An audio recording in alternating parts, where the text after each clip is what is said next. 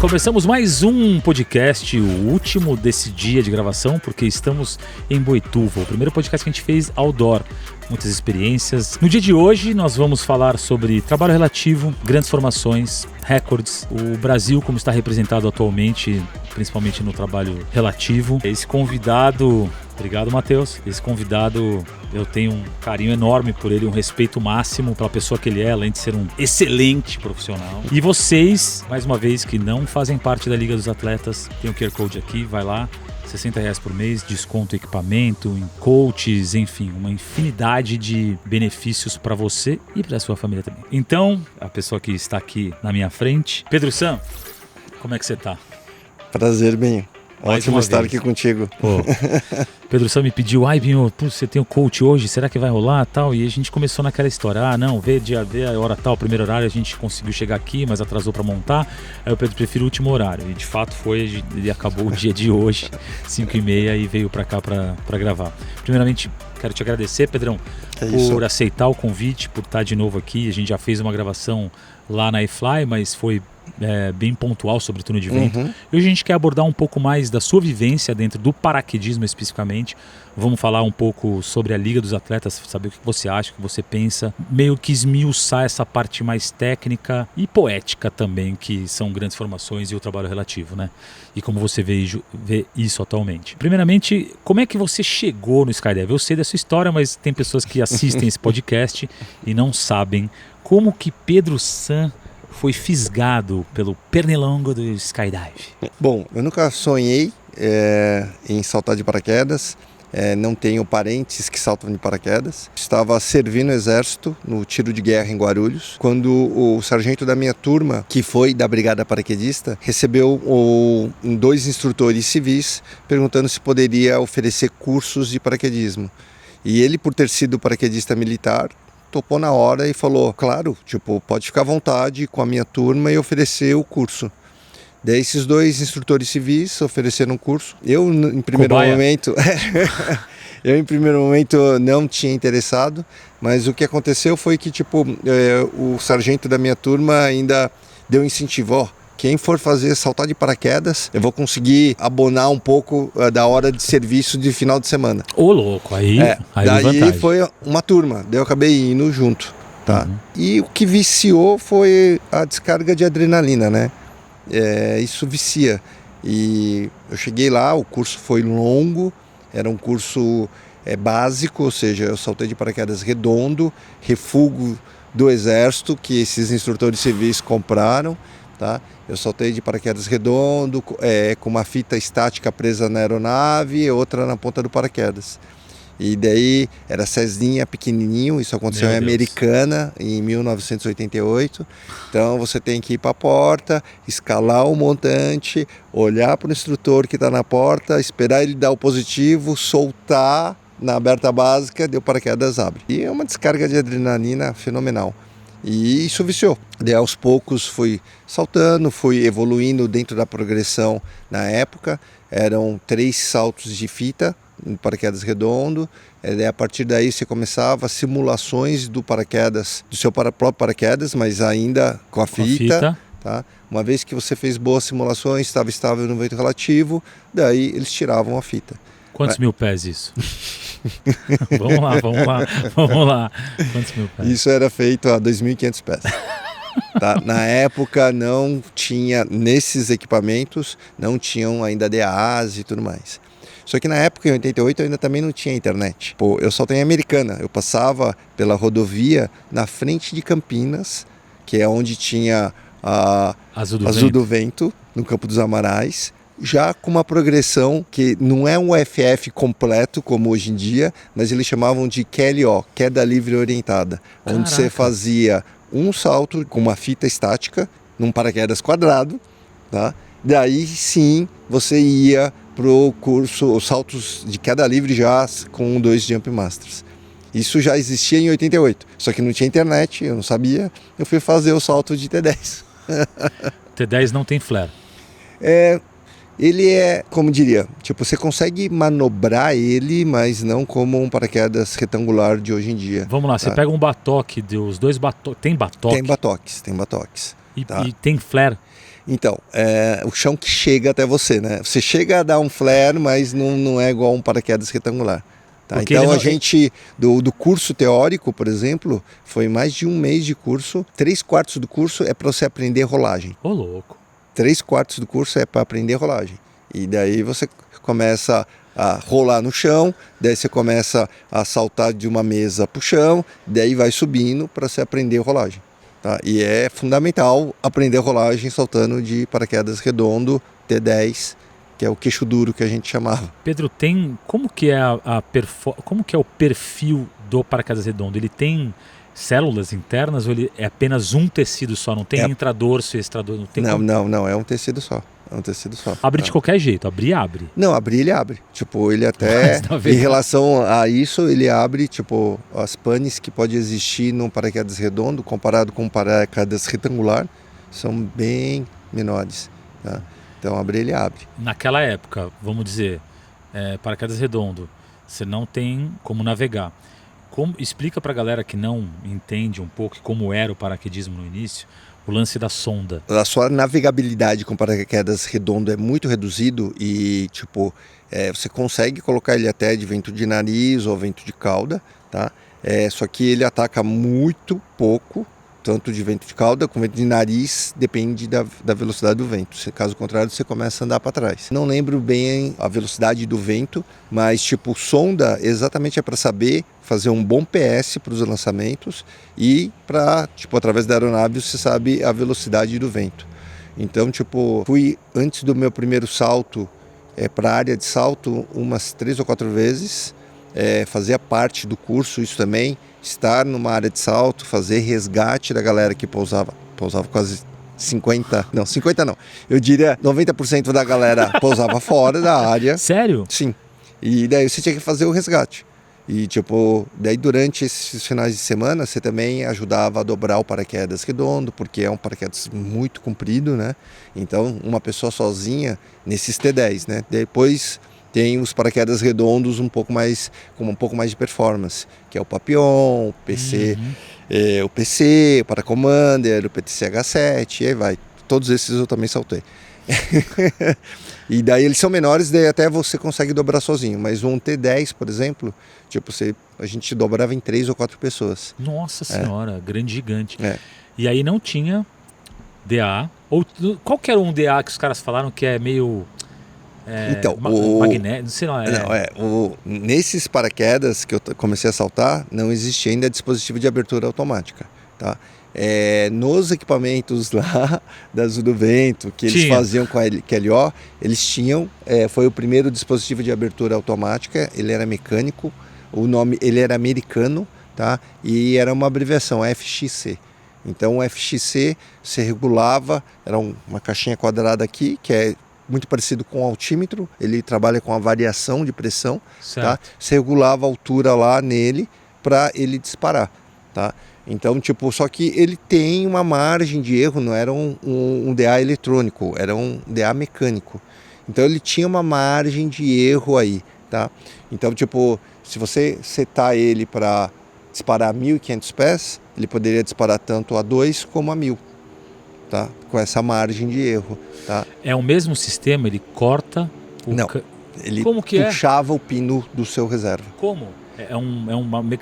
Mecânico? É mecânico. Então depende da pressão da caixa, o regulador é igual a um altímetro analógico. Perfeito. Tá? Se você chegasse nessa altura ainda com uma velocidade alta, ele puxava mecanicamente... Como Stevens. Isso. Mecanicamente ele puxava o seu pino do reserva. Daí, depois de alguns anos, surgiu o DA, o dispositivo de abertura automática eletrônico, daí com uma precisão mais firme, que foi o Cypress. Tá? Aí Pedro San, na linha do tempo, foi lá, começou a saltar, viu que o civil era melhor lá em Campinas. E onde é que foi, vou viver disso aqui? Você era do Exército, da Reserva? Não, naquele ano eu só estava prestando o serviço obrigatório. Eu prestei o tiro de guerra durante um ano, daí saí, mas como o curso era civil e tal, eu gostei, eu continuei saltando pelo Clube Albatroz, que foi o clube que me formou. Tá? Tem 2 clubes Albatroz, tem um no Paraná e tem aqui o de São Paulo. Tá? O meu instrutor básico foi o Ricardinho Almeida. Tá. Ele foi meu instrutor básico. E daí, tipo, cheguei a fazer 40 saltos de paraquedas redondo, entre T10, TU, Paracommander e aí vai. Daí a gente fazia, uma vez que você estava saltando bem, estável e tudo mais, você fazia um curso para poder começar a saltar com paraquedas retangulares. Caraca, era muita diferença. Sim, sim. Segue o mesmo padrão do AFF? Você tem que pré-requisitos, tem que dobrar e saltar com sua dobragem, o paraquedas redondo, ou foge a isso? Ou tem que deixar na mão de um dobrador, ou você Não, na época não existia dobrador, a pessoa dobrador, tá? Enquanto na época do paraquedas redondo, era todo mundo ajudando todo mundo, com os paraquedas redondos já com um pouco mais de performance, você conseguia dobrar sozinho, não precisava de ajuda de ninguém, mas nos T10, TUs, sempre se dobrava em 3 ou 4, não existia a pessoa, o profissional dobrador. Caraca. Isso começou a aparecer, esse profissional, uma vez que os paraquedas quadrados começaram a ser utilizados para instrução. Daí é onde apareceu esse personagem profissional, o dobrador. Você, então, depois de treinar no Albatross, quando é que você descobriu que o teu lance era o voo relativo? Não sei se na época, né? Acho que não tinha Free Fly, né? A gente estava falando aqui. Então, vamos lá, Pedrão. Que ano nós estamos falando, então? Era 88, comecei o meu primeiro salto, em agosto de 88. Daí, 88 eu já saí, no final de 88, saí do tiro de guerra, mas continuei saltando através do Clube Albatross. Tinha um emprego normal, regular, e nos finais... Então, eu trabalhava eu cheguei a trabalhar na área de turismo, que eu fiz 2 anos de faculdade de turismo, então eu trabalhei em locadora de carro no aeroporto de Guarulhos. Consegui também, através de uma pesquisa de mercado, eu trabalhei na KLM e a forma de pagamento pelo trabalho que eu prestei era uma passagem para Amsterdã e de volta. Então daí aproveitei, fui viajar e tal. E na volta, meu pai tinha uma empresa na época e ele deu um checkmate, tipo, se você não vier tocar a empresa, eu vou vender e tal, e não sei o que. Daí nisso eu acabei... largando a faculdade de turismo, larguei o turismo profissão, daí comecei a fazer administração de empresa para tocar a empresa familiar. Aí Pedro San descobre que gosta que o lance era o voo de barriga. E como é que você foi se profissionalizando no esporte? Teve alguém que falou, cara, vou apostar em você? A gente vê muito isso, assim, escolas dentro do paraquedismo que fala, pô, o moleque começou aqui como, sei lá, atendimento no balcão, igual o turno de vento também, começou no front desk, depois foi para edição, né? O próprio Tutu, que eu conheço aqui, que salta na Tru, ele era o editor da São Paulo Paraquedismo na época, né? Inclusive eu fiz meu FF, galera, desculpa, tá? Desculpa pra você que tá fazendo FF. Mas morra de inveja porque o Pedro San foi Jump Master, tá? Obrigado, valeu, um abraço, tô tranquilo. Como é que foi a sua trajetória, assim? Foi meio ao acaso ou... Não, vou focar aqui, vou fazer saltos aqui, vou investir em coach, vou investir para entrar num time. Como é que foi essa dinâmica? Eu era um atleta de final de semana, só que o que acontecia muito em Americana, que eu saltei em Americana até 93, de 88 até 1993, saltava somente em Americana. Eu nem sabia que tinha área lá. Quem que me falou foi o Terror. Terror, né? Hoje em dia não existe mais área de salto lá. Existe aeroclube, mas não existe mais área de salto. Mas lá é ruim, do lado de uma estrada, é meio bizarro. Mais ou menos como aqui, né? Desculpa, vamos se ambientar. Pega a foto da área aí, Binho, dá uma olhadinha. Boituva tem do lado aqui a Castelo, tá? É verdade. Não, mas era tinham 3 ou 4 clubes que operavam lá em Americana. Tinha um Cessna, que era do Comandante Belo, famoso, saudoso Comandante Belo. E o que acontecia? O foco lá em Americana era mais formação de alunos. Instrução. Então, uma vez que você se formava atleta, você começava a disputar com as escolas vaga. Na época o Belo lançava 10 mil pés quando ele estava bem. Quando ele tinha problema de ouvido era 8 mil pés. A gente não conseguia, uma vez formado, a gente via que você não conseguia evoluir muito, porque não tinha alguém mais experiente em alguma modalidade, que na época só existiam 2 modalidades: formação em queda livre, de barriga, ou precisão clássica. Tá? Que é aquela coisa do exército. Exatamente, de pousar na mosca e tudo mais. Sim. Eram essas 2 modalidades que existiam, mas não tinha ninguém especializado nessas 2 modalidades em Americana. Tá? Então, quando eu falo, é meu primeiro time de 4-way. Ó. Daí o nome é até engraçado. Qual o nome é NEGS, que era a abreviação de Nós é God. Então daí eu, mais 3 amigos formados e criados em Americana que queria se desenvolver. Daí a gente contratou o campeão brasileiro da época. Quem que era? Era Rogério Martinatti, Betão Sassin, Zacarias, que era militar, e Abaré, que era militar. Daí a gente contratou eles, basicamente o Betão e o Rogério filmando a gente, para fazer... O Rogério também, o Rogério tem uma história. O Rogério é bem mais antigo que eu. Daí, para a gente aprender, seria o BBF.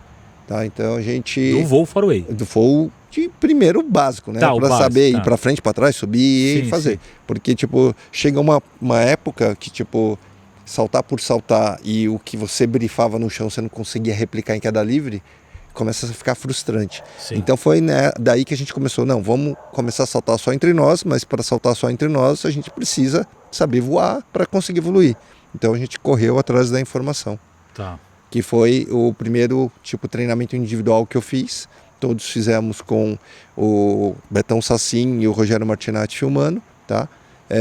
Daí a gente montou o time, que a gente já começou a conseguir se encontrar em queda livre. Tá. Daí a gente montou o time, tá? Mas por prioridades e tal, esse time não chegou a treinar bastante e competir num campeonato brasileiro. Mas eu peguei o gostinho daí, e daí é onde eu fui atrás de outros amigos, e daí montei o primeiro time que eu participei do Campeonato Brasileiro, foi em 94, já na época, já saltava aqui em Boituva, chamava Boituva Express. Boituva Express.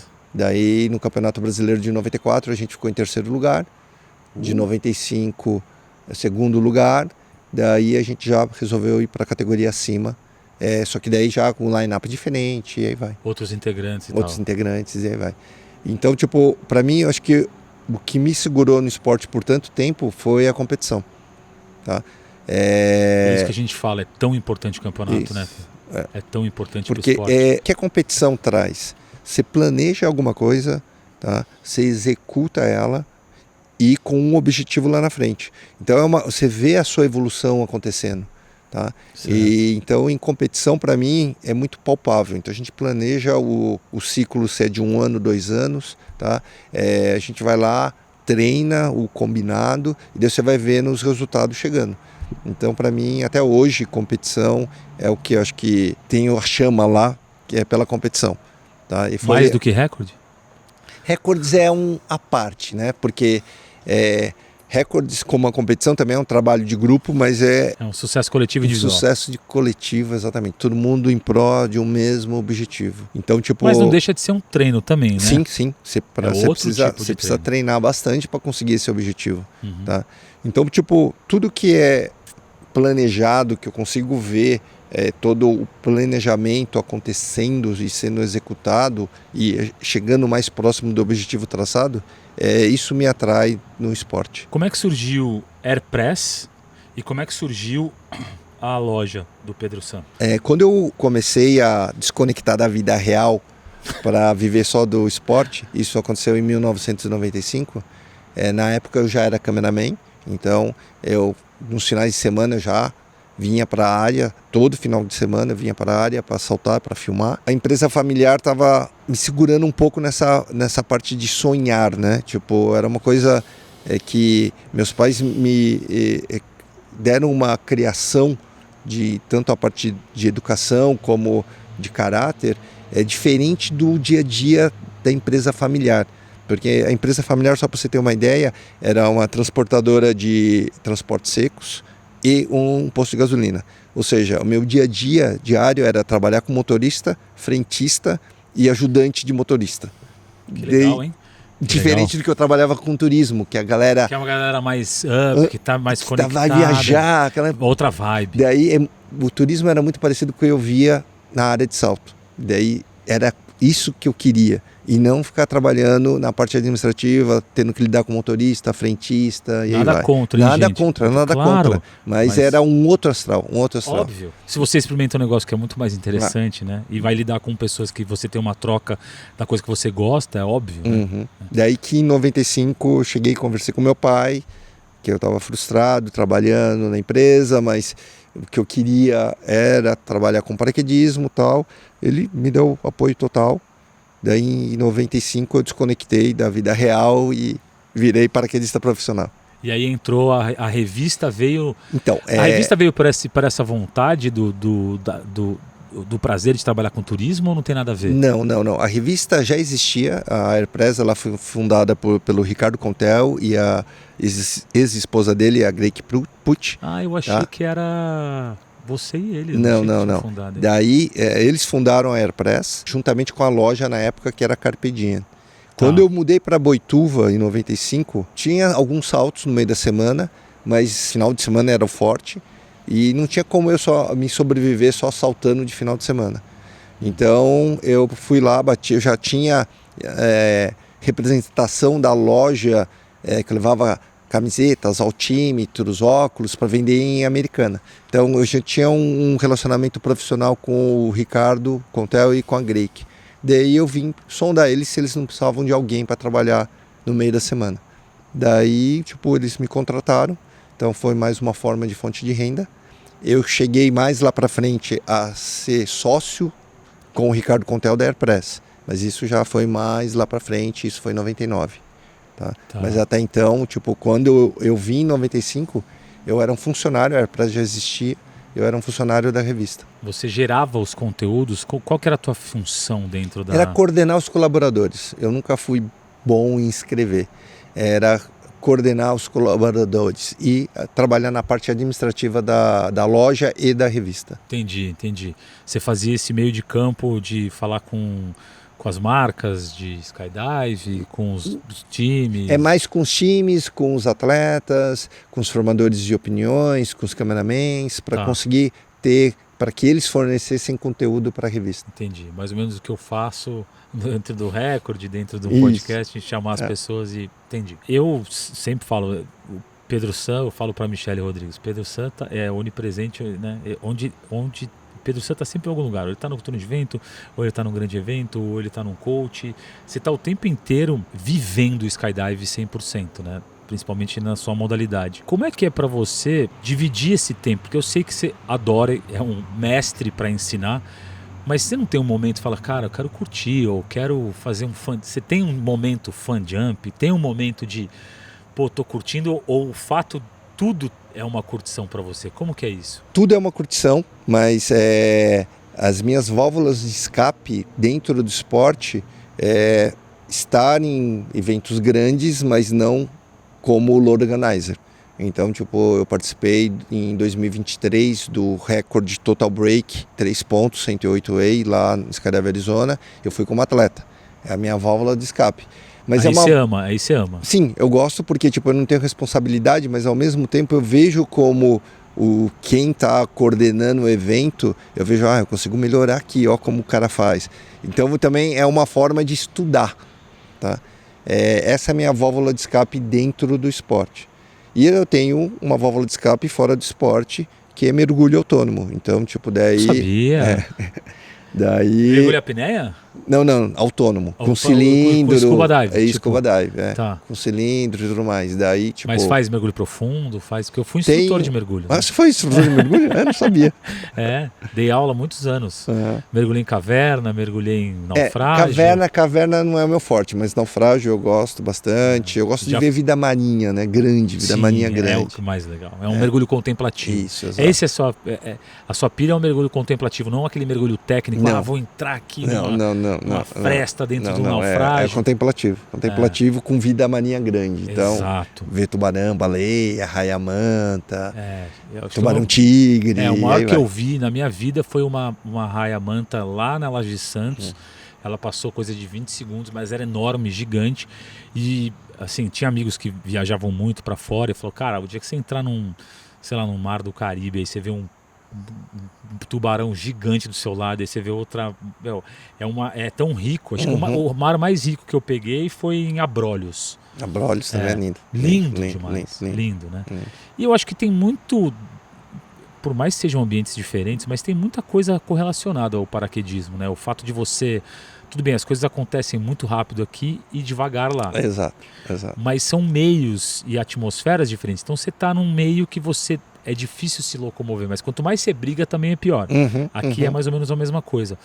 Esse seu prazer de voar é um prazer mais adrenal, de drena, ou você sente como se estivesse num grande mergulho ali, vendo, por exemplo, para você que estava nesse recorde, pô, tô olhando aquela puta grande formação, aquilo te dá um prazer do tipo, puta, que legal, tô contemplando esse visual, ou não, você tá ali pro foco no objetivo e tá curtindo, mais ou menos do que você chegar em Abrolhos e ver uma laje ali, um puta coral cheio de vida marinha. No recorde 108, 3 pontos, tipo, era mais foco. Então eu tinha que fazer o meu trabalho com a melhor eficiência possível. Eu tinha que seguir o meu sheepdog, gripar nele o mais rápido possível assim que ele gripasse na formação e passar o menos inércia possível para ele nos grips. E daí, tipo, ficar atento que o load organizer da base ia soltar uma fita. Isso era a chave para transitar para o segundo ponto. Tá? Ele ia liberar uma fita para ficar todo mundo visível, ó, a chave foi dada, vamos para o segundo ponto. A transição tinha que ser lisa, limpa e o grip nesse segundo ponto também suave para não gerar inércia. E daí ficar atento lá na base de novo, porque uma vez que essa fita fosse liberada, era a chave para ir para o terceiro ponto. Então foi bem desafiador, a gente bateu no penúltimo salto do evento, mas ao mesmo tempo tipo, você sabia que o recorde estava feito, porque tipo, aquela sinergia, você vê a formação parada assim, não vê aquelas ondas acontecendo, vê tudo parado. Então 108 pessoas, 3 formações diferentes num salto só. Para quem é leigo ou para quem não conhece as dificuldades desse salto, a gente tem que estudar um pouquinho de física, mas eu vou tentar explicar e você pode aprofundar nesse sentido. Formações de Big Wave, quanto mais pessoas vão se conectando na peça da chave, da base daqui, começa a se conectar e a peça começa a aumentar, ela tende a flutuar. O que a gente chama de flutuar é diminuir a velocidade, porque são vários corpos ocupando o mesmo espaço e isso tem uma flutuação diferente de quem está chegando na peça. Isso, exato. Quando você tem 3 pontos, aí piora mais ainda, porque depois que você conectou, você está voando a peça com o mínimo inércia possível, ou seja, como é que é? É mais visual, é mais perceptível de corpo? Como que é essa jogabilidade corporal durante esses pontos? Explica pra galera como é que é essa dificuldade, porque quando solta, eu não sei se todo mundo cai para baixo, como é que funciona isso, Pedrão? Então, uma vez, primeira coisa, tipo, a organização tem que saber do histórico de cada atleta, ver o biotipo de cada atleta, a experiência de cada atleta, é como se fosse um jogo de xadrez, né? Colocar a peça no lugar correto. Tá? Então, antes de um recorde, a parte organizacional, técnica, por trás de todo o evento, antes de ele começar, já aconteceu. Então é discutido... Pessoa por pessoa? Discutido. Essa pessoa aqui, tipo, hoje a gente vai ter uma reunião técnica do Team of Teams para o próximo recorde sul-americano que a gente vai fazer daqui 45 dias, lá nos Estados Unidos, na Carolina do Norte. É uma das reuniões onde a gente estuda tal pessoa, bom, Binho. Tá? Qual que é a experiência do Binho em grandes formações? Certo. O biotipo dele, qual a razão de queda dele, aonde a gente vai colocar ele dentro da formação. Então, que facilite o meu trabalho e o trabalho da peça. Exatamente. Tá? Então tudo isso é feito antes do evento começar, tá? Para a gente colocar você no seu melhor lugar, para você ter sua melhor performance e contribuir com isso para a formação como um todo. Então, tipo, uma vez que a chave é dada, tipo nessas transições de ponto, que foi no 108 3 pontos, recorde mundial em 2023, os organizadores já sabiam a razão de queda de cada um, a habilidade de cada um e tudo mais. Então, uma vez que a chave é dada, a razão de queda não pode aumentar ou diminuir, ela tem que se manter igual. Cara, mas isso é muito sinistro. Então, porque solta. Por isso que a base, normalmente quem está na base, para manter uma boa razão de queda, salta chumbada. Então, tipo, quem é leve, por exemplo, vai com um cinto cheio de peso, eu estou falando aí de 7, 8 quilos, ou até mais, dependendo do biotipo da pessoa, para se manter uma razão de queda única entre as transições de ponto. A base que detém a velocidade Isso, a responsabilidade da base, da formação, é em determinar a razão de queda e manter essa razão de queda. Mas, claro, todo mundo que chega e faz o grip nessa formação tem a responsabilidade de manter essa velocidade, voar. Tá? É você conseguir voar essa razão de queda sem inércia que faz a formação ficar, como eu falei, assim, parada. Tá? Se você gripa com uma certa inércia na formação, é onde começa a gerar o que a gente chama de ondas. Tá? E ela vai, e a hora que chegar lá no final, ela quem está lá no final leva a chicotada. É por isso que na base a gente normalmente escolhe as pessoas mais experientes e também o lance do biotipo. Tá? Tem pessoas até leves lá na base. Nessa base de 108 Total Break 3 pontos que eu participei em 2023, tinha o Nicholas Hamlin, que era o campeão mundial de 4A e 8A, e ele é mais leve do que eu. Então ele estava com 2 cintos de peso, só para você ter uma ideia, para manter uma razão de queda boa para todos os 107. Esse evento agora, vamos falar, depois a gente fala, como a gente entra nos recordes, eu não vou ter que voltar, depois a gente fala da Revi, fala do time da Marinha. Esse evento agora, né, 120 Way, a gente vai estar lá gerando um documentário também.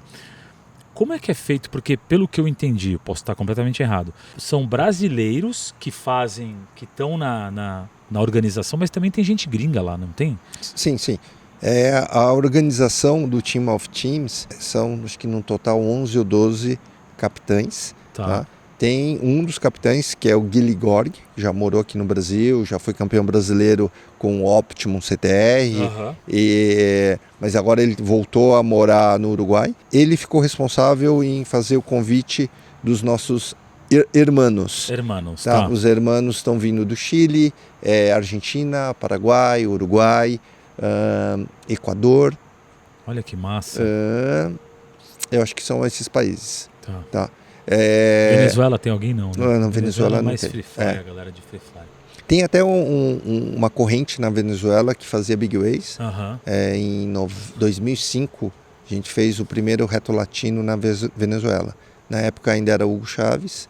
Tipo, para os atletas era chegar em Caracas. A partir dali estava tudo pelo Hugo Chávez. Saltos de Hércules, hospedagem num resort, alimentação. Você foi? Fui. Macacão, a gente mandou as medidas, tinha macacão da cor de cada setor e as cores eram as cores da bandeira venezuelana. Tá? Foi um dos eventos assim tops que eu participei, que foi o primeiro reto latino que foi na Venezuela. Também era atletas de toda a América Latina. Tá? Então, bom, o Guilherme ficou responsável por convidar os hermanos. Tá? Já que no Brasil foi dividido capitães por regiões. Então a gente tem 2 capitães no norte, 1 ou 2 no capitão no nordeste e aí foi. Tá? E foi feita uma seleção, tinha uma lista com quase 200 nomes. Esses atletas foram todos ranqueados. Os primeiros, os melhores com ranking, foram os primeiros a serem convidados. Então foram 3 levas de convites. Pedro, como é que é levar, tudo bem, é outra área e tudo mais, mas como é que é levar toda essa galera e aí trazer a sua experiência numa outra área? É a mesma coisa que se fosse aqui em Boituva, teria... quais são as dificuldades em termos de levar todo esse público para um lugar, atender essa galera? Vão gerar dúvidas, vão gerar, né, as pessoas vão questionar algumas coisas. Sempre tem alguma informação a mais para dar, etc. Como é que é esse trabalho do Dream? Não, é Team of Teams. Teams of Team. O Team of Teams veio do Dream Team. Tá? A Carmen Petená, ela... Porque tinha o Dream Team. Tinha. A Carmen Petená fundou o Dream Team lá no início dos anos 2000, tá? Organizou vários recordes no território nacional utilizando aeronaves militares, mas daí chegou um ponto onde a gente não conseguia mais apoio das aeronaves militares E em aeronaves civis a gente não tinha quantidade suficiente para isso. Tá? Então a Carmen organizou vários recordes nos Estados Unidos, tá? Em áreas que estão acostumadas a receber uma boa quantidade de pessoas para grandes formações. Então, tipo, os primeiros recordes no território dos Estados Unidos aconteceram em 2010, onde a gente fechou um 82 Way. O recorde anterior era 80 Way, feito aqui pelo Dream Team aqui no Brasil. Então, e depois foi para onde? Onde foi o último mesmo? 103? Não. O 103 foi em Skydive Paris. Que foi o último? Foi o último de maior formação, um ponto só. Mas era brasileiro? É brasileiro. Tá. Sul-americano vai ser a primeira vez? Sul-americano vai ser a primeira vez. E daí é onde também a gente quer uma formação de 120 pessoas. 120 pessoas, vocês vão ter que lidar num outro ambiente, num outro lugar. Quais são as peculiaridades, assim, de organizar tanta gente, brother? Tipo assim, eu sei que, por exemplo, eu falo muito com o PP, né? Ele organiza os de head-down. Uhum. Mas quando eu fui pro Mundial, eu lembro que ele falava: Binho, eu tô sendo o tempo inteiro analisado aqui. Então, se eu chego atrasado no briefing, eu tô tendo meu ponto. Uhum. O Betinho me falou isso também, Humberto Nogueira. O Betinho falou: cara, eu tô sendo avaliado o tempo inteiro. Embora eu tenha recebido o convite, que eu já tenha sido avaliado lá atrás, mas durante os dias do recorde, os caras estão vendo meu pouso, os caras estão vendo minha concentração, se eu tô no debrief, se eu tô falando merda, se eu tô dando risada, se eu cheguei de ressaca no dia seguinte, se eu cheguei atrasado. Tudo isso conta ponto. Faz a mesma coisa também num recorde desse? Sim, sim. Como que é? Tipo... E vocês falam com a organização: ó, o maluco ali tá passando do limite. Tem esse rolê? Tem essa conversa nos bastidores, sim.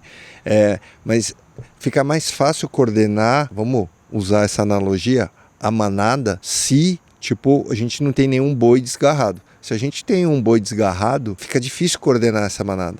Então, essas avaliações é para que a manada flui junto, tá? Não tenha ninguém desgarrado, ninguém fora da curva. Por que tá? que esse cara desgarrou? Vamos supor, vai dar um exemplo. O que pode acontecer? A grande maioria dos problemas da organização é conseguir lidar com tantas pessoas de perfis diferentes, psicológicos, personalidades diferentes, mas coordenar para que todo mundo ande junto para um objetivo, tá? Esse é o grande desafio da organização.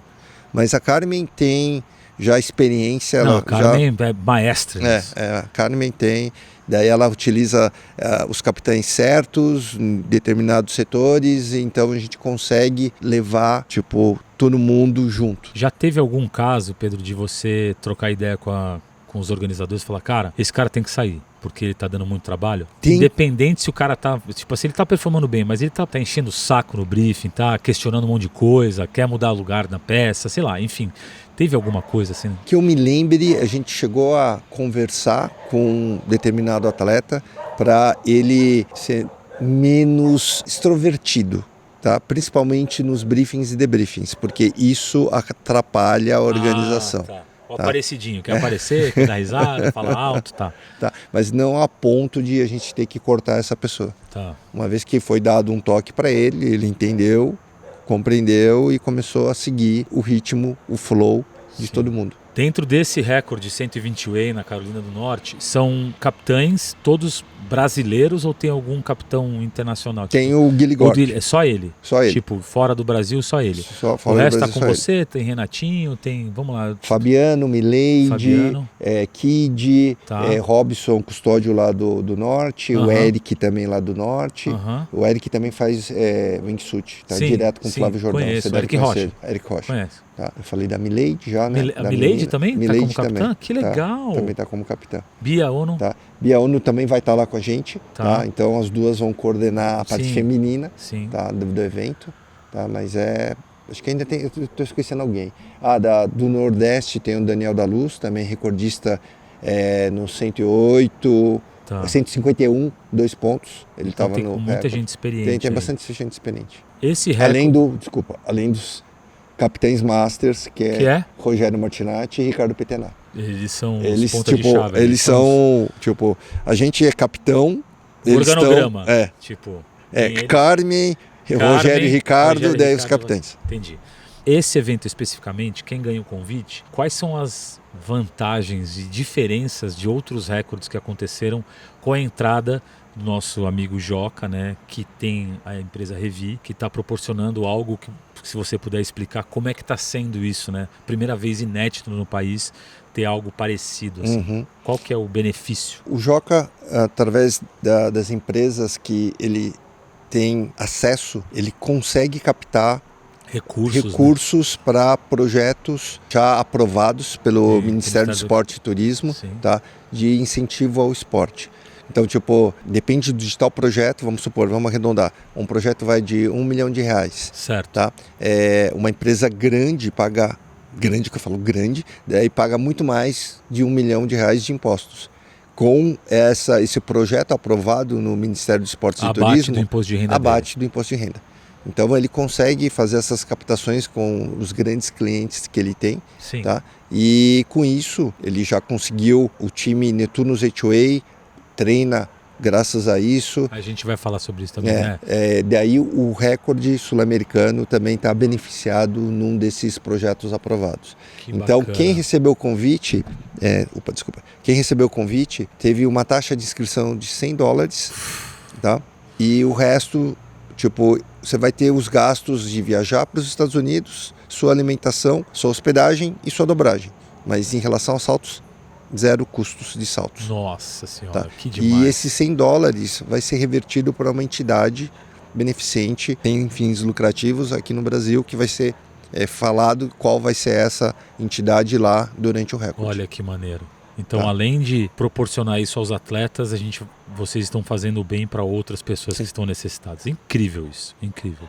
Pela primeira vez, assim, isso eu vejo como um projeto muito bem arredondado, sabe? Onde você tem benefícios para todos os atletas e até para pessoas que nem têm a ver com o paraquedismo. Isso é incrível. Vamos falar do time, né, da Marinha. Eu sempre te vi na iFly ou aqui, sempre ligado à área militar, né, de coaches da Marinha há muitos anos, né, que eu te vejo treinando a galera da Marinha, mas também acho que teve uma época que você treinou o pessoal do Cometa. Exército também, os Cometas. Dos Cometas. Né, os Falcões da Força Aérea. Isso, não só Cometas. Os Falcões ainda existem? Sim. Existe, né?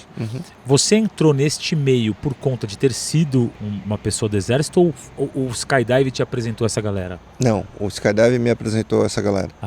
Eu achei que era pro fato de você ter feito o Exército. Não.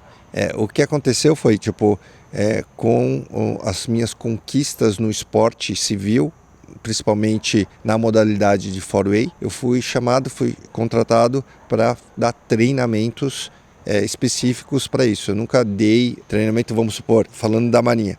A Marinha tem os toneleiros são os fuzileiros navais. Certo. Tá? Nunca dei um treinamento para os toneleiros, mas no início do projeto da Marinha, competitivo, do time de competitivo civil, eles pegaram militares de carreira dos toneleiros.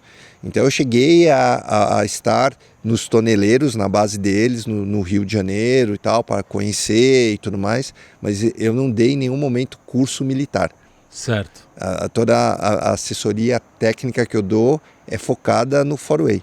Perfeito. Tá? Mas eu trabalhei com militares de carreira. O início do time da Marinha dos Netunos eram 5, o cameraman e 4 militares da ativa dos fuzileiros. Você era um dos atletas ou você era só coach? Não, só coach.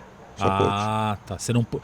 Quando que começou essa história de militarizar civis para a entrada desses times? Uma vez que o governo criou o projeto Atletas de Alto Rendimento, é onde atletas civis foram contratados por algumas das forças para ajudar a equipe deles a ter uma melhor performance. Entendi. Tá? Então daí os atletas civis, ele tem uma faixa etária para você poder ser convocado, né, ser chamado, e você tem que ter um histórico de competições com sucesso.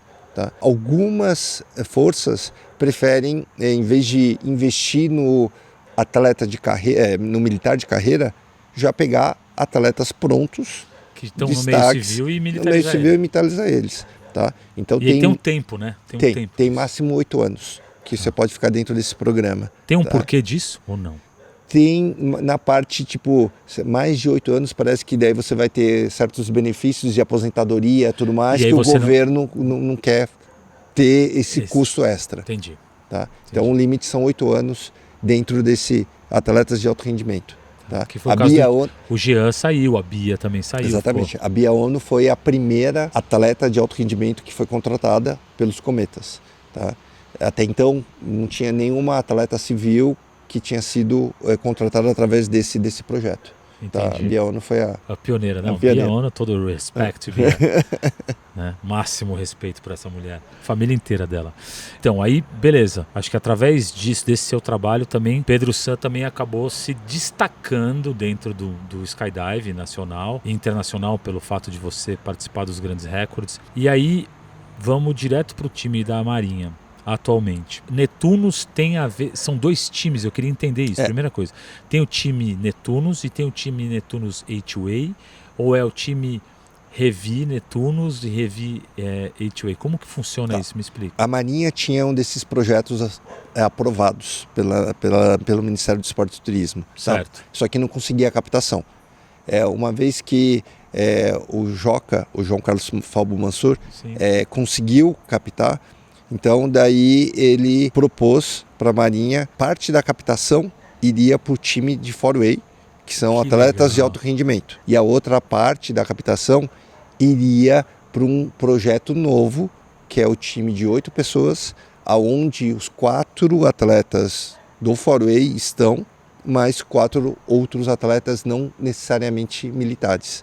Tá? Esse foi o novo projeto do time de 8. Então daí nasceu o Netunos H-Way, aonde a Revi, que antes de ontem entrou na bolsa, capital aberto e tudo mais, a Revi foi uma das empresas que comprou o projeto aprovado pelo Ministério do Esporte e Turismo. Para fazer esses treinamentos. E, deu muito certo, né? Porque quem que é o time? É Renan? Do 4-way dos Netunos, que são atletas de alto rendimento militares, é o Renan, é o Marcelo Saraiva, o Lucas Vaz e o Gustavo Vedramini. Perfeito. E o cameraman, o Diego Rodrigues. Tá? Esse é o time da Marinha de 4-way com o cameraman. Daí, túnel também. Aqui sim, no túnel também. Tá? Daí no projeto do H-way são eles, tá? Daí juntou 4 atletas que não são militares. Um já foi militar, que é o Ricardo Pereira, que é ex-Cometas, atleta mesmo, que para mim atleta de paraquedismo só existe ele, porque o resto é tudo paraquedista. Tá? Então o Ricardo Pereira, o Washington Jorge Neto, ele é do Acre, o Jorge Neto. Os 2 são atletas do time XBR, que foi campeão brasileiro antes dos Netunos. Que era do Ricardo Pereira também, né? Isso, o Ricardo Pereira e o Jorge Neto. Isso. Tá? Eles são do XBR, era o time campeão brasileiro de 4-way antes dos Netunos, que já estão 2 anos seguidos. Até com o Narita, era o Narita também. O Narita também. Tá? Os 2, mas eu, como player coach, e o Joca. Tá? Então esse é o time de H-way Netunos. O player coach, o que é isso, player coach? Explica pra galera. Tenho 2 trabalhos dentro do time, como performance e na coordenação técnica. Tá? Isso nos treinos aqui no Brasil. Os treinos lá fora a gente é supervisionado pelo campeão mundial, fundador do Arizona Airspeed, campeão mundialmente reconhecido tanto em 4-way como H-way. O Kirk Werner ainda continua sendo o atual campeão mundial de H-way. Cara, ele é muito sinistro, esse cara. Esse cara é muito sinistro. Ele vai estar lá no recorde? Ele vai estar lá no recorde. O recorde vai acontecer na Carolina do Norte, no Skydive Paraclete. Tá? O Skydive Paraclete fica do lado, 10 minutos de carro, do maior túnel da América, tá? Que é o XP, Paraclete XP, tá? Que é um túnel de 16 pés. Mas em fevereiro do ano que vem, ele vai perder esse status de ser o maior túnel. E aí, ó. Daí. Tá aqui, ó. Revi iFly 16.4. Cara. Vai mudar o esquema, né? Como eu estava conversando com o Kirk, ele falou que antes do Paraclete XP abrir o túnel, quase não existia competição de H-way lá nos Estados Unidos. Nos nacionais dos Estados Unidos, quase não tinha competição de H-way. E depois que inaugurou, em 2 anos depois que inaugurou, o número de times de H2A simplesmente tinha triplicado. Tá? Então, tipo, além de, tipo, eu tô falando da modalidade onde tem expertise, né? Sim. Que é FQL, 4-Way e Mas H2A. Isso também vai para Free Fly, vai para aqueles campeonatos de velocidade, de passar no... Que o Joe, o filho do Paulo Pires, né? Que acabou de participar. Isso aí vai mudar. Vai mudar. Não tenho dúvida. E outro detalhe, o foco também do Revi 16.4 é que é um voo direto, né? Então, por exemplo, para ir lá para o Paraclete, eu tenho que sair de São Paulo, dependendo da companhia aérea, tem uma parada, daí pegar um outro voo até a capital do estado, daí 1h30 até chegar no túnel. Tá? São Paulo tem voos direto para Dubai. De qualquer lugar do mundo. E do aeroporto até onde vai ser o 16.4 dá 35, 20 minutos se não tiver trânsito, 25 minutos por aí. Não, acho que é uns 35 a 40 minutos sem trânsito. Mas assim, trânsito. Mas é perto. Para quem gosta de acelerar, vai um pouquinho mais rápido. Mas perto. É 30 minutos, 40 minutos. E você está numa grande cidade. Vamos supor, você sai de Milão, sim, vem direto para São Paulo, 40 minutos está dentro do túnel. Eu não acho nem que vai mudar no Brasil. Vai mudar no Brasil com certeza, mas vai mudar no mundo, porque vai ser um ambiente, um lugar que os coaches de túnel e a galera de times vai falar, por que eu vou viajar para cá, se o time europeu fala, um túnel desse tamanho você tem no Brasil que é muito mais em conta, por uma questão da moeda, né? Questão de câmbio, né? Então é muito mais fácil, concorda? Eu tenho certeza disso. O fato de vocês terem juntado esse time, eu achei muito bom, porque pela primeira vez eu comecei a olhar o H2A de uma forma diferente, porque eu acho que o que vale mais é tentar mostrar, porque a gente fala de 4-Way, a gente fala do Free Fly, a gente fala do Slock, mas eu pelo menos, né, escuto muito pouco do H2A. Porque não tem assim, eu nunca vi a não ser vocês, eu nunca vi um time com uma frequência de voar H2A. Eu não vi. É um voo totalmente diferente, é um voo super bonito, porque são 8 pessoas e as peças são diferentes. Aquilo como gira, como se conectam, é muito bonito. O 4-Way é rapidinho, mas o H2A tem uma plástica, um timing dele que é totalmente diferente. Então, como é que você vê esse trabalho da Revi, de vocês especificamente, no sentido de melhorar o próprio H2A no Brasil, mas trazer mais pessoas para o esporte, para essa modalidade, né? Como que você vê isso? Bom, todo o conhecimento que eu tenho de H2A foi graças ao Action H2A, que era o time campeão brasileiro, que foi campeão brasileiro de 2015 até 2021, tá? Então, por causa do Action, eu tive muitos treinamentos, tanto no Brasil, mas principalmente lá no Paraclete, sobre a direção do Kirk Werner. Então, o que eu sei de H2A foi através desses treinamentos com Action. O Action, por motivos N, parou de competir, e daí apareceu essa oportunidade de poder continuar ou utilizar o que eu aprendi num time com um pouco mais de apoio, né? Porque no Action cada um bancava do seu bolso. E agora com esse projeto dos Netunos, com o Revi e tudo mais, então a gente consegue programar melhor treinamentos, mais competições, porque a gente precisa aprender a competir, né? Quanto mais competições você fizer, melhor você vai saber como você se reage competindo e aprende a competir. É sensacional. Vocês tiveram uma colocação muito boa no ano passado, no Mundial do ano passado. Onde foi? Foi na Carolina do Norte. Foi nessa mesma área ou não? Não nessa área. Tá. Foi numa área de praia, o visual era lindo. Na Carolina do Norte vocês fizeram história literalmente. Você sabe me dizer qual que é o gap, antes, em que colocação o Brasil ficava nesse H2A e vocês estavam começando o projeto? E qual que é a visão para o futuro, a partir de agora, né? Então me fala aí como é que foi o Campeonato Mundial, o que vocês trouxeram para cá e lá na frente. Com o Action, a gente participou de 2 mundiais, 2016 em Skydive Chicago e 2018 na Austrália. O H2A comparado com o 4-Way, ele não tem tantos times. Vamos pegar, por exemplo, uma comparação. Em 2016, que no Mundial de Skydive Chicago, devia ter uns 30 times de 4-Way. Tá? De H2A, tinha 12. Nossa, tá? Um terço. é 1/3. Então, tipo, ainda tem essa diferença entre 4A, mais times de 4A do que de 8A. Mas com esses túneis maiores, o que está acontecendo? Mais times estão começando a aparecer e treinando. Em Skydive Chicago, acho que o Action ficou, se eu não me engano, em 8º. A mesma coisa aconteceu na Austrália em 2018, 8º ou 7º, tá?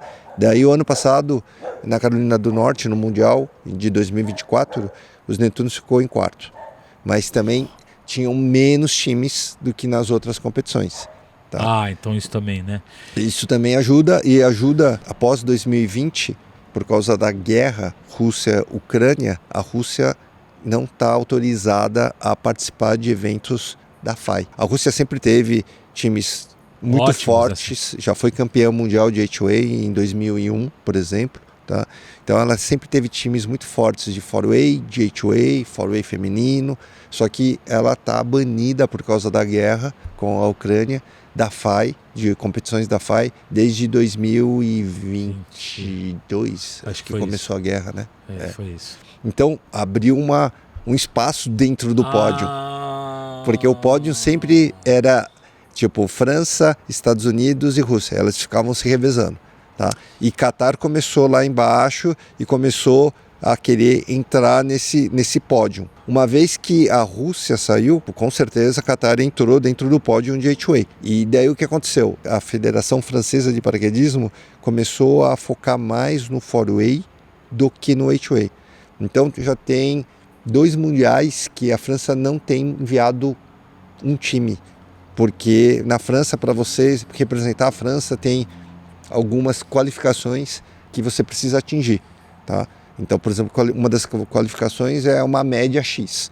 Então, para você poder representar a França em mundiais, você tem que ter média X de 8A, tá? Mas se não é um time bem treinado, dificulta alcançar essa média, daí a França não manda ninguém para esses mundiais. Mas a França subsidia alguma coisa de paraquedismo? Sim, bastante. A Federação Francesa é forte. Tem muito forte, né? É muito forte. Tá. Mas ela está focada mais nos times de 4A.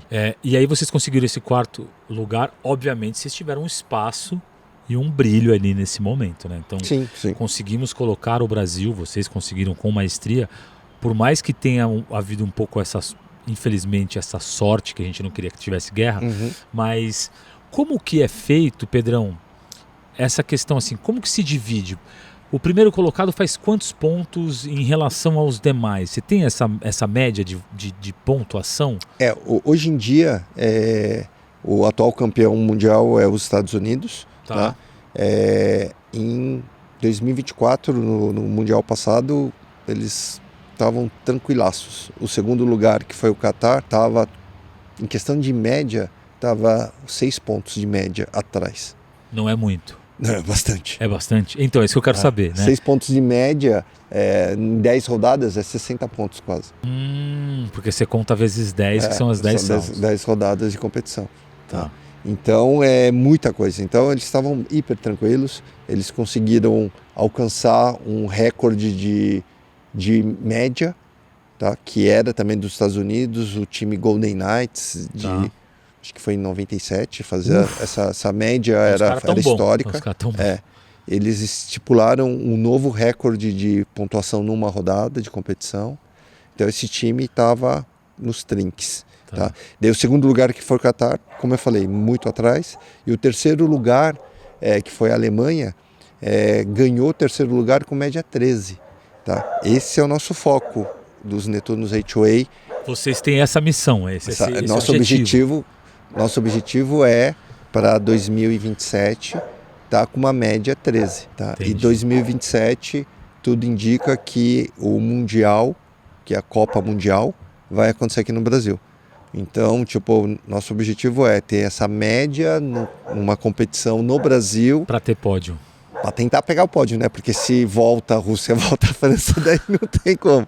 Mas, pelo menos mirando o terceiro lugar do ano passado. Por que demora tanto, Pedro? Estamos falando de, sei lá, mais o tempo que vocês estão trabalhando aqui, mais o projeto e tal. Por que é tão difícil alcançar um ponto a mais na média, 2 pontos a mais na média? Você consegue mensurar isso, os fatores? Por que é difícil? Não tem muito segredo, Binho. Os times que estão lá na ponta são os times que treinam mais e têm uma longevidade maior. Com o mesmo quarteto, se for time de 4-way, ou os mesmos atletas no time de 8-way. Tempo de voo. Tempo de voo. Junto. Não tem segredo. É treinar e longevidade. Para treinar bastante, você precisa de subsídio. Tá? E a grande dificuldade é a longevidade com o mesmo line-up. Tá? Ou seja, fator agenda de cada um, agenda, vontade, interesse, e mesmo você abdica de muita coisa, né, para estar treinando tanto tempo, tão focado. Então o peso família também é grande aí. Então, o time que tem maior longevidade e treina mais, ele vai ser o campeão. Não tem como mudar essa coisa. Não tem como mudar isso. Não tem como mudar isso. Mas os Netunos participaram do Mundial Indoor, que aconteceu na Carolina do Norte. Foi agora, né? Foi agora. Foi em abril. Você vê, pelo menos na parte indoor, muitos atletas novos de idade. Que eu fiquei impressionado. Molecada? Média de idade o quê? Então, teve um atleta de 8-way que estava com 16 anos, mas ele foi o atleta mais novo. E foi medalhista, pegou medalha de prata. Já no primeiro mundial dele, já medalha de prata, ele é atleta francês. Puta, aí é foda. Com 16 anos. Tem o time da França, que a média do time francês deve estar variando aí de 24, 25 anos. Em quarto lugar ficou o time da República Tcheca. Daí a média de idade deles, se eu não me engano, era 18 anos. Aí, fodeu. Você vê, assim, cara de molecada. Então, molecada mesmo. Mas aí é foda, Pedrão, porque por mais experiência é corpo. O cara tá no auge do GH ali, do hormônio. Você tinha que ver eles antes de entrar, pulando, se batendo. Então, enquanto os outros mais tranquilos. É muita descarga dele. Não, pro moleque tá no Mundial e conseguir algo assim fantástico é difícil. Já indo pros finalmente aqui, Pedrão, como é que você vê a questão da Liga dos Atletas, né? Eu te expliquei, você não entendia muito bem o que era. Como é que você vê esse clube de benefícios dentro do paraquedismo e como você vê hoje o cenário do paraquedismo nacional? Ele está mais seguro, está melhor, a instrução está melhor, pode melhorar? Como é que você vê essa questão? Eu acho que o esporte ele está mais seguro e isso vem porque a gente está com a instrução no primeiro nível, né, que seria o pré-primário, o primário, a instrução está melhor. Tá. Então, lá em cima da pirâmide, tudo melhora. Tá? Então, comparado com 4, 5 anos atrás, eu acho que essa instrução da fundação está com uma qualidade melhor. Com isso, o nosso esporte está mais seguro. Sim. Você vê pelos reportes os relatórios de acidente e tal. A gente não zerou, mas diminuiu muito as fatalidades. Vem tudo lá de baixo. Como em qualquer país, né? Um país que tem uma educação fundamental melhor, gera melhores cidadãos, mais cultos e aí vai. Daí é a mesma coisa que eu acho que a gente conseguiu melhorar essa parte fundamental e é onde a gente está colhendo os frutos de menos acidentes e tal, que daí é a parte onde deixa claro que cada cabeça é uma sentença, né? Mas se você trabalha bem essa parte fundamental, você consegue direcionar a cabeça dos atletas. Tá? Com certeza. Então acho que isso melhorou bem. Eu acho que qualquer incentivo para o esporte, para os atletas, clube de benefícios, estar associado a uma boa confederação ou uma boa federação ou uma boa associação, tudo isso fomenta mais o nosso esporte. E une mais, né? Une mais e deixa o esporte mais seguro. Então eu vejo a Liga dos Atletas com ótimos olhos.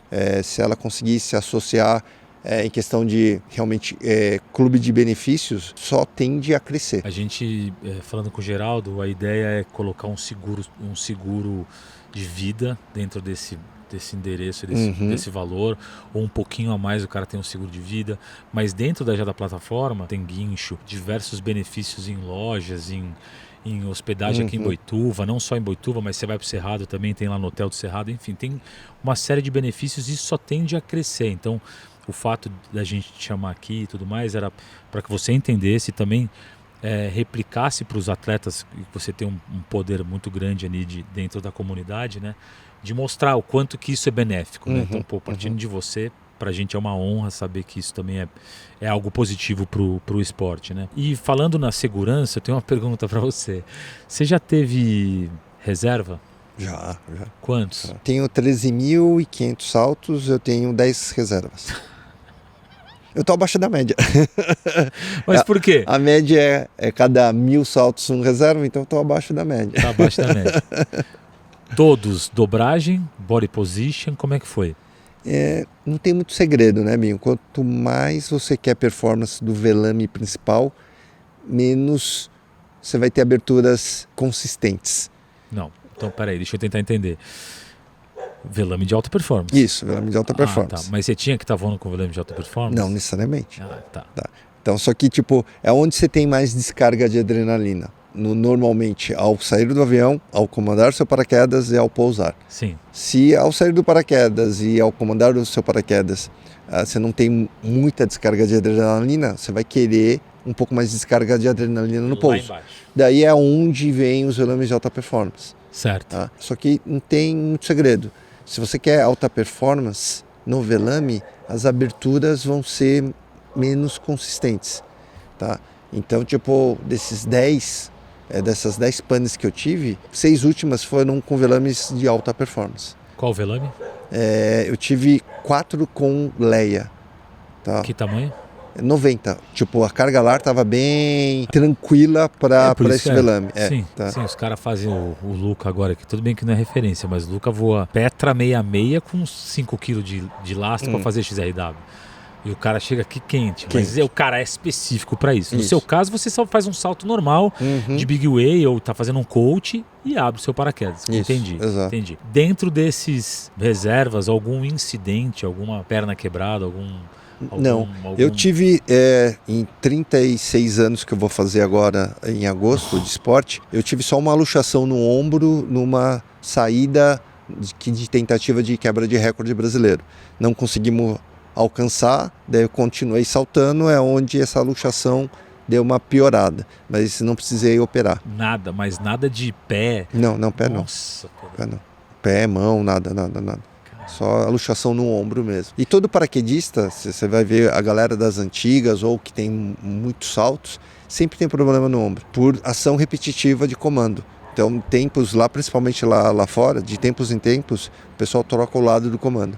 Eu fiquei, acho que 2 anos comandando pelo lado esquerdo, para deixar o ombro direito se recuperar melhor. Tem a ver com o comando, então? Tem a ver também com o comando. Também tem a ver com o comando. Segurando um atleta ou na hora do grip, nada disso. Não, tem a ver também com o comando, ação repetitiva, né? Pedro San, planos para o futuro. Como está seu farol aí? Está apontado para onde? Então, a gente tem com o time de H-Way, Netunos, esse objetivo, média 13 para o Mundial de 2027. Então a gente já tem traçado uma agenda de treinamentos e competições para alcançar isso. Então isso me motiva bastante. Tem o recorde sul-americano agora daqui a 45 dias. Tá? Também é um foco. E também eu tive a oportunidade de ser selecionado como um dos capitães para o salto de 250 Way, que vai acontecer em agosto agora, desse ano, lá em Skydive Chicago. Vai ser 2 eventos grandes acontecendo no mesmo local. Então é o 200 Way de head down, ao mesmo tempo do 250 Way de belly. Tá? O 250 Way é um recorde estadual de Illinois, que acho que é 238 ou 240, o recorde atual. Vai ser a maior formação depois do 400 Way. Foram feitos 200 e pouco, tal, mas não 250. Então vai ser a maior formação após os 400 Way, que é o atual recorde, continua sendo o atual recorde mundial de maior formação em queda livre. E nesse aí você vai válvula escape? Você não vai? Não. Então, eu tive a oportunidade de ser convidado como um dos capitães. Puta que pariu. Então, eu vou estar trabalhando com os load organizers mais conhecidos mundialmente, tipo Craig Girard, NBC, Marshall Ferret, que é o francês, o Milko, que é o inglês. A nata da galera da nata. Beleza, Pedrão. Mais alguma coisa que você queira falar? Alguma dica, alguma frase impactante, alguma coisa que você queira falar para o nosso público aqui? Eu diria que o nosso esporte tão fantástico, porque você sempre está aprendendo. É um esporte que, tipo, se você trocar de modalidade, você volta a ser aluno. Então, aproveite bem isso. Tipo, é isso que faz o esporte ser tão enriquecedor. Nunca você vai ser o melhor, tá? Então, você sempre está aprendendo. E essa aprendizagem vem com trocas de experiências. Então, tipo, conversando no final da área, bebendo uma cerveja, tá? Ou realmente participando de algum evento. Sempre esteja com o copo vazio para mais informações entrarem e você se tornar cada vez mais seguro e mais com uma alta performance. Bela frase, hein? Você aprende até hoje? Você acha que você... Sim, muito. Não, mas você acha que você é o você cara me vê tentar voar Free Fly no túnel, eu sou um aluno aí. Mas eu digo assim, dentro da sua modalidade, tem esse esquema, tipo, eu sou o melhor, você se acha o melhor? Não. Ou você... Porque eu, dentro do audiovisual, depois de 25 anos trabalhando no audiovisual, especificamente 14 no paraquedismo, eu tenho certeza que quanto mais eu aprendo, mais eu entendo que eu não sei nada. Tipo assim, exatamente isso. Que eu falo, cara, eu achava que eu sabia alguma coisa, não sei nada. Eu sempre procuro aprender. Você acha que é isso? É isso. E as técnicas, tipo, focando no esporte de competição de 4A e 8A mudam. E, tipo, de tempos em tempos, a FAI muda os blocos. Então, tem um bloco novo de 4A que eu fiz ele pela primeira vez hoje, queda livre. Eu tinha feito já no túnel, experimentado no túnel. Foi a primeira vez que apliquei isso em queda livre. Então, tipo, aí que eu falo, é um eterno aprendizado. Tipo, nunca acaba o aprendizado. É louco. Por isso que esse esporte atrai tantas pessoas.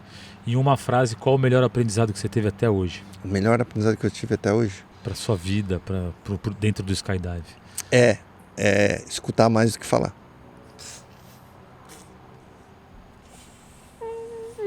Entendeu você aí? Estamos falando de Pedro San, tá? Siga o Pedro San. Pedro San, quem quiser saber mais de você, você não era um cara atuante nas mídias sociais, mas agora você está mais atuante nas mídias sociais. Eu percebi que temos posts, temos stories, inclusive do Bug de Boipeba, você abrindo lá, fazendo... Hoje em dia não basta ser organizer, né? Não. Você tem que divulgar. Pedrão, quem quiser fazer coach com você, quem quiser saber um pouco mais, quem quiser saber visitar sua loja, saber um pouco mais do universo do Pedro San, quais são o seu endereço na mídia social? Bom, você pode me encontrar através do Instagram, né? Pedro _XIM _Júnior. Na mídia social eu só tenho o Instagram mesmo. Tá. A sua loja? Eu sou sócio na Airshop. Tá? A Airshop fica localizada no Centro Nacional de Paraquedismo. E qualquer dúvida, manda um WhatsApp. Tem lá no teu Instagram, tem como a pessoa te acessar. Como você tem. Manda no direct. É? Então, além de coach, o Pedro San tem a loja, né, Airshop, que vende equipamento, velame, container, linha, o que você imaginar. Eu comprei o meu com ele, né? O meu Javelin foi com ele. Foi um atendimento incrível, porque eu lembro exatamente, você foi super coeso de falar, Binho, por 190 tá bom para você, vai nesse container, tudo bem, daqui a algum tempo você volta, eu tô com ele até hoje por causa do wing. Então para mim é ótimo, eu tenho um preço 190 com 1.500 saltos. Eu não tô nem aí, caguei para você que está querendo mudar o meu velame. O salto é meu e eu faço o que eu quiser. Então eu fui super bem atendido, lembro exatamente como você me ajudou muito e você conversou muito com o Marcão da São Paulo. Esse aqui é o melhor aqui, esse aqui, tipo, não vamos pegar um container tão menor para ficar tão apertado. Então, atendimento clássico, fidedigno, fiel ali. Pedro San vai te dar a melhor orientação. Obrigado. Beleza, Pedrão? Então ficamos por aqui. Muito obrigado que você nos assistiu até agora. Liga PQD, Cortes Deu Liga. Estamos no Spotify também. Beleza? Muito obrigado, Pedrão. Binho, obrigado pela oportunidade. E, tipo, é como se a gente estivesse batendo papo. Exato. Eu gosto disso porque isso. A gente tem já uma certa intimidade, a gente já se conhece há muitos anos. Eu admiro muito o seu trabalho, Pedrão, não só dentro do paraquedismo, mas você é um cara que me ajuda bastante, sempre foi muito solícito a tudo que eu pedi. Então, além de admirar a sua pessoa, você dentro do esporte é unânime. Todo mundo, quando fala em Pedro San, é só rasgar elogios, porque de fato você é um cara muito especial. Todos têm muito carinho por você, pela forma como você conduz, pelo profissional excelente que você é. o quanto você dedica a sua vida e o seu tempo para isso aqui, não só para melhorar o seu voo, mas para melhorar o voo do Brasil inteiro, a comunidade do paraquedismo, falo por mim e falo com certeza por todos, agradece o tanto de empenho não, é sério, de energia que você dispõe para melhorar não só o seu voo, do seu time, mas melhorar o ambiente do paraquedismo em termos de segurança. Obrigado. Eu gostaria também agradecer você pelo tudo isso que você está fazendo também no esporte, nessa parte de documentação, documentários, mídia social, tipo, tem antes e pós-BIM. Parabéns.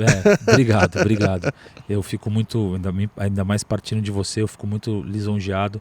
Assim como você se dedica para tudo isso aqui, eu me dedico do lado de lá das câmeras para registrar, para não deixar isso morrer, para ter histórias para serem contadas, porque mais do que, sei lá, me corrija se eu estiver errado, mais do que fechar um 120 Way, mais do que você pegar em 4º lugar no Mundial, a amizade e as histórias que acontecem durante tudo isso aqui. Quanto tempo? Você tem 33 anos de skydiving? Fazer 36. 36! Peraí, 36. Cara, quantas histórias, quantos amigos, quantas resenhas, quantas alegrias, quantas... Temos também acidentes, infelizmente a gente sofre, a gente fica mal, mas quanto de vida tem esse esporte. Então isso é foda, então isso precisa ser contado, isso precisa ser registrado e deixado lá como um legado. A minha intenção é essa, deixar um legado em todo o material que eu tenho. Quiser ver, tem aí sobre aquele recorde, sobre a câmera do Binho estava lá. Então muito obrigado. Show. Beleza? Mais uma vez, obrigado, Pedrão. Obrigado, Binho. E você, não esquece de nos seguir. A gente se vê no próximo episódio. Um abraço. Fui.